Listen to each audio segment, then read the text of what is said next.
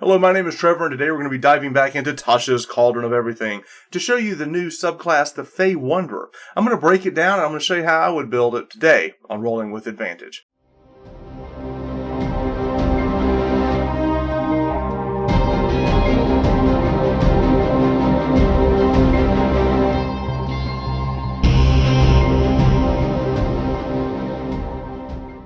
Hello, today we're going to break down the Fey Wanderer subclass. I'm going to go over all of the abilities and traits that we get for playing this subclass, and I'm also going to give you a sample build. But I think it'd be a fun approach and showcasing how good this subclass really is. Now, before we dive in, I do want to recognize the fact that there's a lot of people out there for a long time that have been really down on Rangers, and they were pretty weak when the game first came out, when we just had the player's handbook. But now we've got new subclasses, and we have all new overhauling of abilities that they gave us in Tasha's Cauldron of Everything, and I feel that the Ranger now is in a very good place. I feel this is a hybrid class, but it does do a lot of things well.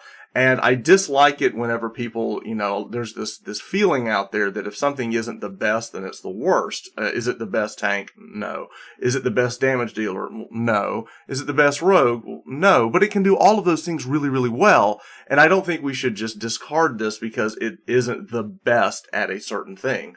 I find it very similar to the Bard class, where it is a jack of all trades. It kind of does a little bit of everything. And some of those things that can do really, really well. So I'm going to kind of showcase this today as we take a look at the Fey Wanderer and the build that we're going to look at today. I'm going to show you that the Ranger can kind of stand head to head with a lot of the other classes out there. So I want to see more Rangers at the table. I think they've been shunned for too long. I think they're really good. And I'll make an argument and I'll fight you on it. If you want to get into a spirited debate in our Discord or in the comments below, I think the Ranger's in a good place. And I'm excited to kind of see what the thoughts are with the community. All right. So the first thing we're going to do as we take a look here is let's see what abilities we get for being a Fey Wanderer. The first thing we get is Dreadful Strikes. So at third level, what we're able to do is you can augment your weapon strikes with mind scarring magic, kind of tapping into the psionic feel that we got with a lot of the subclasses in Tasha's. And what this allows us to do is to add an extra D4 psychic damage to the target. Now, what's interesting on the wording of this is that you can deal an extra D4 psychic damage to the target, which can take the extra damage only once per turn. So if you're in ability to attack multiple targets, you can hit this twice, which is pretty cool. So, if you go up and you're attacking with a rapier and you've got two orcs standing side by side, do you attack the same orc twice? Or do you spread the damage out and try to do a little bit more damage by hitting two different targets? I think it's an interesting gameplay. Of course, the damage on this goes up to a D6 at 11th level. Now, for Fey Wanderer Magic, these are additional spells that we get automatically memorized to count as Ranger spells. We get Charm Person at 3rd level, which really kind of fits into what the feel of what the Fey Wanderer they're trying to pull here. We also get Misty Step at 5th level, Dispel Magic, Dimension Door, and Mislead to fill out the list. Those are all solid spells. Okay. So the other thing that we get is we get these Feywild gifts. Now these are blessings of the Feywild. These are all kind of, cosmetic things to kind of help you into the role play of the character. This character that is really tied to the Feywild and eventually can kind of move between the mortal realm and the Feywild realm. So I like the idea that very early on they're trying to give you these cues on how to role play this character. Anything from your shadow dances while no one is looking at it. You can grow horns or antlers. Your skin can change a color to match the season. All of these things are a lot of fun, and I think it's an encouragement to players to dive into these things to kind of help you create a character. A lot of times when we look at this stuff, we're looking at what's the build, what's the wombo combo. But remember, D&D is about characters. We like combos and we like doing all that kind of fun stuff. I'm all about building the builds and everything, but also remember we're building characters. I love the fact that they're kind of giving you some hints, and I would tell DMs, this is a starting point. Like, look at these things that they're giving you here and say, hey, can we expand on that? Just the idea that this is a character that kind of, like I said, dances between the two realms can be fun. So the other thing we get here is otherworldly glamour. So what this does, it gives you your fey qualities, give you a supernatural charm, and as a result, whenever you make a charisma check, you gain bonus equal to your wisdom modifier. That means we can stack our wisdom and charisma bonuses whenever we make a charisma check, which is very, very strong. This also gives us an extra skill. So Rangers are already, I feel like people sleep on the fact because they do get extra skills that a lot of classes don't. And then this subclass gives you another skill on top of that. So like I said earlier, I feel the Ranger and the Bard can kind of share a space in the sense that they can do a lot of things. They can be a jack of all trades. Also, in the comparison as well, a lot of times the Bard is the face of the group. Now the Ranger can do that as well. So again, a Ranger is a character that can deal damage from melee, from afar. They can, be the face of the party. They can also be the rogue. Pretty cool. All right, for 7th level, we get Beguiling Twist. What this allows you to do is you have advantage on saving throws against being charmed or frightened. In addition, whenever a creature you can see within 120 feet of you succeeds on a saving throw against being charmed or frightened, you can use your reaction to force a different creature you see within 120 feet of you to make a wisdom saving throw against your spell DC. And if the spell saves, the target is charmed or frightened by you for 1 minute. This is very interesting. It's basically a way to redirect charm and fears. This is an ability, depending on what you're fighting, it may not come up often, or it could be busted good. It just depends on the encounter, and it depends on the game that your DM is running. I mean, honestly, anytime you're going to be joining a game, I would always kind of quiz the DM and say, what kind of game is this? What are we going to be dealing with? Because you don't want to bring a character like this to the table where you're going to be fighting something that maybe never ever does this type of thing. So, you don't want to have like the perfect class for the campaign, but it's nice to kind of, the DM should kind of say, hey, we're going to be facing certain type. This is a Ravenloft or a Strahd game, just kind of give us an idea of what we're dealing with. So it's a cool effect. Okay. Also, we get Fey Reinforcements. What this does is the Royal Courts of the Feywild have blessed you with the assistance of Fey beings. You can now cast Summon Fey. I think this is very, very good. I love the fact that whenever you start casting a spell, you can modify it so it doesn't require concentration. I think that is really cool because we're going to see with the Ranger, we're going to be using our concentration for other things. So I like the fact that I can do this and still have my concentration using something else. So very cool, good foresight they did with making sure that, we didn't, I like the ability to have this and not have to take up our concentration. It's a good call. All right. Misty Wanderer. At 15th level, we get the ability to, when we cast Misty Step, we can cast it without expending a spell slot. I can do that in equal times a day, equal to my wisdom modifier.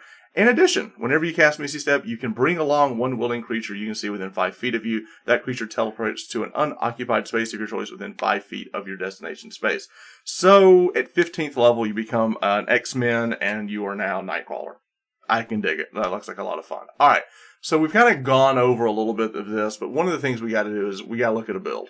Now, before we go into the build, we have to look at all of the optional features now that we get. So when you go into D&D Beyond, make sure you check all of these, because these are all of the new features that we get in Tasha's. These are the Ranger fixes or updates. They patched the Ranger, basically. And we're basically going to take all of this, and some of this replaces other abilities that we would have gotten normally in the player's handbook. So basically, I highly recommend D&D Beyond, because basically what it does is once you click all of these, it just kind of overlaps everything you would have gotten. It makes it really easy to play. So these are the abilities that we're going to get. Deft Explorer, what this does, this replaces Natural Explorer. It gives you the Canny ability. You choose a skill proficiency, and your proficiency bonus is doubled for the ability. And it also gives you 2 additional languages of your choice, which is great. We get Roving at 6th level, which allows us to have a higher walking speed, and we also get a climbing and swimming speed that's increased, which is great. And at 10th level, we get the Tireless ability, which allows us to kind of give ourselves a little bit of a temporary hit point heal. It's also a great way to get rid of exhaustion level. Depending on the type of game you're playing, that could be huge. I'm looking at you, Tomb of Annihilation. So, pretty good pick. All right, so Favored Foe. Favored Foe, what we do with this, we replace Favored Enemy. And when we hit a creature with an attack roll, you can call on your Mystical Bond with Nature to mark the target. This is basically replacing Hunter's Mark. So traditionally, Rangers, what they do is they always want to have, Hunter's Mark spell up. And the complaint had always been, I have to use one of my very few spell slots to cast Hunter's Mark. and it takes up my concentration. So what they did now is they just baked the ability, it's sort of the ability into the game already, so you don't have to blow a spell slot. Now, the cool thing about this is while it is kind of a free ability, it does take up our concentration. And basically, the first time on each of your turns that you hit your favorite enemy that you marked with this, you do an additional d4 damage, okay?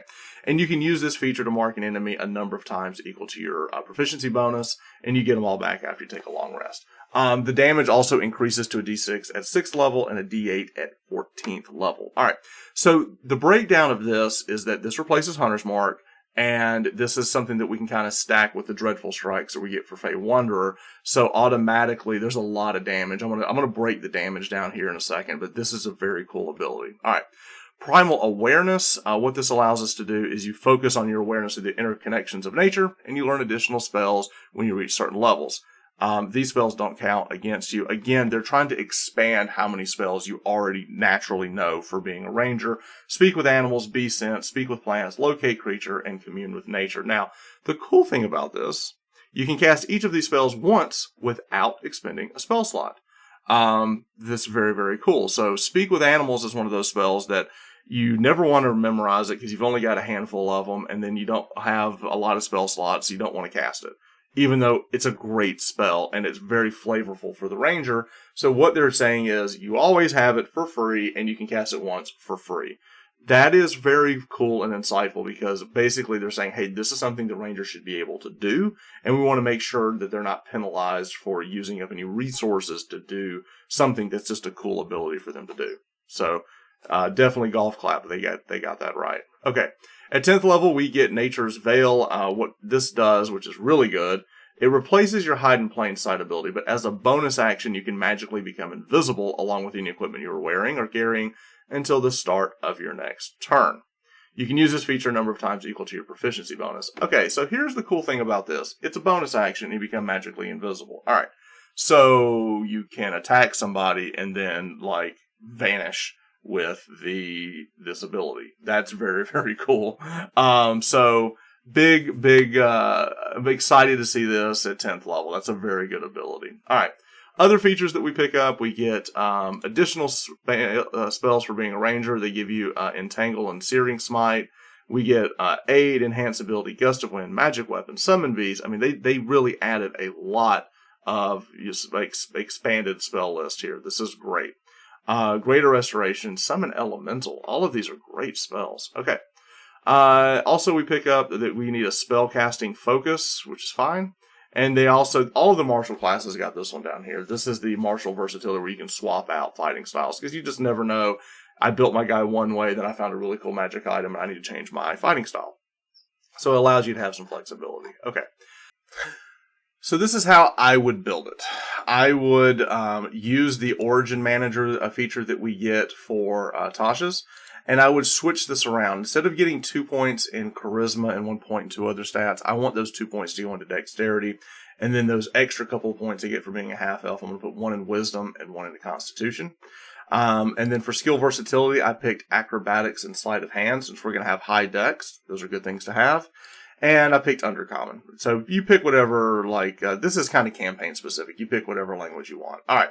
So let's first take a look at abilities. What I did was using Point Buy. I put 12 in Strength. I put 15 in Dex. I get the extra 2 points for being a half-elf. We're going to go to 17. 13 in Constitution, plus 1 for being half-elf will get me to 14. 8 Intelligence, don't need it. For this particular build, and for Wisdom, I have a 13, plus 1 is going to give me a 14, and Charisma is going to be a 12. Now, you could play with these points around a little bit, but I really wanted to have a little bit of Charisma. I wanted to have higher Wisdom because I'm a Ranger and that's how my spells are working. And Dexterity, this whole character is going to be Dexterity based. So this is how I built it. All right. For description, I chose Criminal. I took Deception and Athletics. I will have Acrobatics and Athletics on the character because he's a physical character. Depending on what I'm doing, I want to be able to climb, and we need Athletics for that. I also really like having Acrobatics around for different abilities. All right. So for the class itself, we're going to take a look at a 10th level version of this. So we've already taken a look at Deft Explorer. I picked a couple languages. You pick whatever you want. But I also picked Stealth. So remember what this does is this takes, the Canny ability gives me 1 skill that I will double my proficiency bonus with. So my Stealth is going to be really, really high. So like I said, the Ranger can kind of fill the stealth place. I'm going to be the Rogue, and that's pretty cool. So then for Favored Foe, I remember this is the ability where I can, put the extra little mark on and do more damage. We've already looked at proficiencies, but I'm also picking up Stealth, Survival, and Perception. And then for fighting style, we're going to be dueling today. We're going to be going with a rapier and a shield. So I want to deal more damage with that, with just having one melee weapon. Now for Ranger archetype, we're going to pick the Fey Wanderer, and then Dreadful Strikes, and then Fey Wanderer Magic. We've already talked about that. Okay, Otherworldly Glamour, I chose Persuasion. So lots of skills for this class. And then for my ability score improvement, I chose at 4th level, I chose Elven Accuracy. What this is going to allow me to do is I get 1 point in Dexterity, and it's also going to give me the ability when I have an advantage on attack roll, using that, I can re-roll one of those dice once. The reason that I want to have this is, one, it's a great feat, but secondly, there's a lot of dice that you're rolling whenever you deal damage. So let's kind of break this down a little bit. So if I go up and I attack with my rapier, I'm going to use this ability here, Favored Foe, to deal an additional D4. So I'm going to get D8 for the rapier. I'm going to get D4 for Favored Foe. I'm going to get another D4 for my Dreadful Strikes. So this is online at 3rd level. So I can attack at 3rd level, attack with my rapier, D8 plus another D4 plus another D4. That's really, really good. Then using my spell slots, I have Zephyr Strike. So I could bonus action, run up, use this to deal an additional D8 plus a force damage. So that's D8 for Zephyr Strike, D8 for my rapier, D4 for the Favored Foe, and another D4 for Favored Strikes, for Dreadful Strikes. That's a lot of damage. So now we're looking at 2D8 and 2D4. If I land a critical strike with that using Elven Accuracy, all of that is doubled. So now you're looking at 4D8 and 4D4. The Ranger can do a lot of damage, so don't let anyone tell you they can't. They absolutely can. So that's very, very strong. Now, at 5th level, of course, we get extra attack. We get the Beguiling Twist we talked about earlier. At 8th level, I chose Dexterity points because I want to get it up to 20. So let's take a look at the 10th level version of this character. Okay, the 10th level version of this character. If you take a look, we have 8 skill proficiencies because we're a ranger. We picked half elf. We did it in the background. Between everything, we have 8. If you also look, these rolls are very, very high. I have a crazy high stealth. I have, survival, sleight of hand. All of these skills are really, really good. So he could be a roguey, stealthy guy. He can also be the face of the party because of his Fey Wonder ability to get, double up his charisma and his wisdom to get for the charisma checks. Those are all really good. I've got a 19 armor class just wearing, now this is no magic items, just wearing studded leather, a shield, and having really high dexterity. So he's got good hit points. This is a solid character. Like, we should be seeing more Rangers at the table. This guy can do a lot of damage. There's a lot of different things that he can do. And I like his spells. Like, they're not, great spells compared to, a cleric or a wizard, but they're not bad either. You have the ability for, I picked Charm Person. I like that spell a lot. We get that with Fey Wanderer Magic. I like Fog Cloud. We're going to have Speak with Animals automatically on. Zephyr Strike, I think, is really good. It gives us some mobility. And a little extra damage. I like Healing Spirit a lot. And remember, we can have one concentration spell up and also use Favored Foe at the same time. So that was the problem with the Ranger before, is if you had Hunter's Mark up, you had to sacrifice your damage to do almost anything else that you wanted to do. They fixed that, which I think is great. We pick up Misty Step. We have Summon Beast. And then eventually, we pick up, Dispel Magic and some other things. So I feel that this character brings a lot to the table, and I'm ready to have a spirited debate in my Discord or in the comments below, and I really want to hear from people who have played a Ranger and say, hey, this is what works, this is what doesn't work. I would love to hear your feedback. My players are a little, that I play with, I haven't had a Ranger in a while, and I think a lot of people are like, I don't want to play the Ranger, and I understand that. I understand that the original version of the Ranger wasn't terrible. It just wasn't as good as a lot of the things out there. But I feel now with Tasha's, the Ranger is here. I think it's awesome. I think that they did a lot to fix it. So I'm excited to see some Rangers at the table. So I would love to hear your feedback. So please comment below, join our Discord, and until next time, keep rolling with advantage. Thanks.